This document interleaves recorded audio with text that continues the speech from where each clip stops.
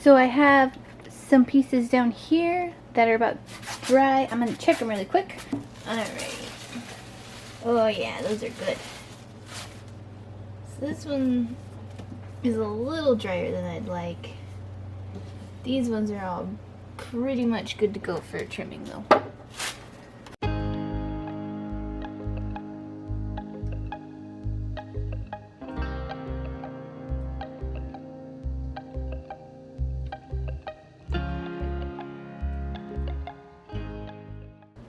I do a cookie cutter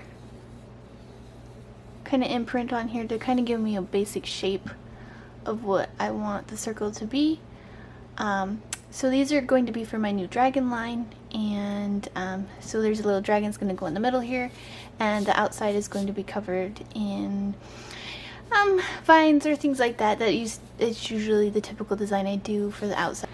Especially with these cups, I will kind of pinch my cookie cutter circle. On my mugs and stuff that are wider, I don't usually have to. I can just make it a basic circle, but with these cups, because they're taller and less wide, we just want to kind of pinch it and then press, oh, not super hard, but a little firmer into the clay. There we go. So you can see it just gave me a basic outline, not really complete, but kind of just gives me an idea where I want the dragon to go and kind of how I want to do the designs. So I have a Facebook group. I did some polls, also did some polls in my stories, and the majority of people wanted purple dragons. So I've got speedball underglazes, I've got royal purple, and then I've got my basic purple. So we're going to paint both of them. You can see the clay is definitely pretty leather hard. Even the top part's a little dry.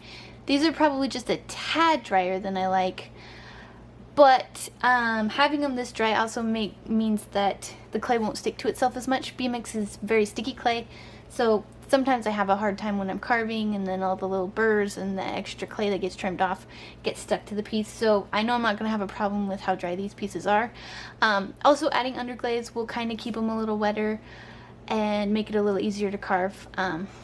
I'd say these are just a tad drier than I prefer to work with.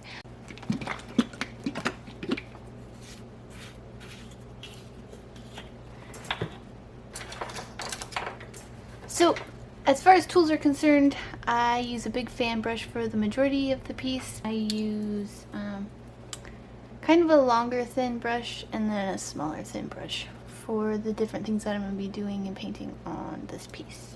I just use a Kemper tool, carving tool, that has a thinner, smaller end and a thicker end. So I usually start all my carving and stuff with this end, and then if I want the lines to be thicker, I'll go back over it with this. But for now, we're just going to be painting the underglaze on the piece. My underglazes are a little dried out, so I'd add some water. And then we're just gonna go all around the outside of the piece with a big fan brush, getting it all nice and covered in purple. Making sure that I avoid the circle marks that I had put on here before. I usually leave the center the white clay.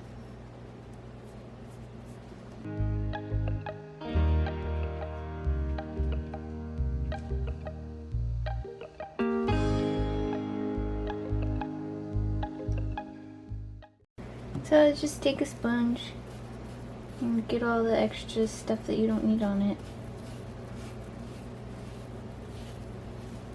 Oftentimes I try to do multiple pieces so that they have enough time to dry, to have a second coat if they need it. I don't always do a second coat. I kind of just judge based off of the coverage to see if it got completely covered or if there's spots missing, and I think it needs a second coat.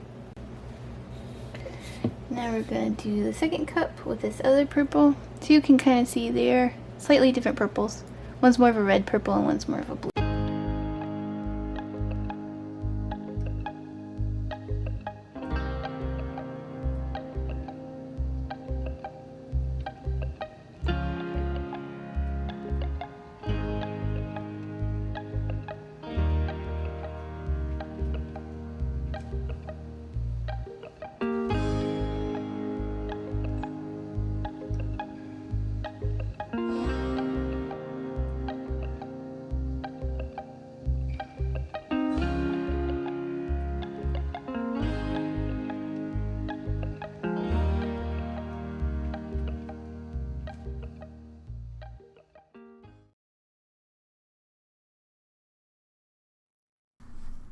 After I've finished painting all the pieces with the underglaze and putting it where I would like it to be on the piece, I actually start the technique of Sgraffito, which is carving or scratching into the surface to reveal the clay color underneath.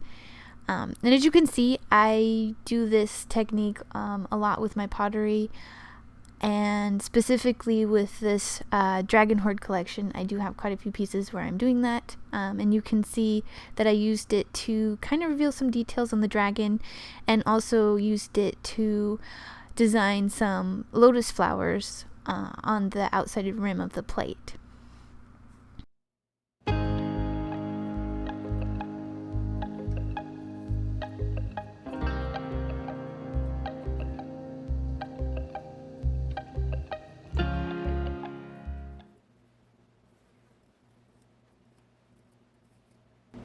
I also use this Sgraffito technique to carve in trees and vines and bushes when I'm doing a lot of my pottery, and this is probably one of the easiest, most distinct ways to tell the difference in color of the underglazes that I've applied and the raw clay color underneath. And here are the leather hard pieces all finished and carved. The trickiest part to this whole technique is really finding an underglaze and glaze that work well together and that give you the colors that you want. For me, speedball underglazes have been the most consistent, and I pair that with Amico zinc free clear, and that's how I get these kinds of results. Thank you for watching. Feel free to ask any questions you might have in the comments, and don't forget to like and subscribe.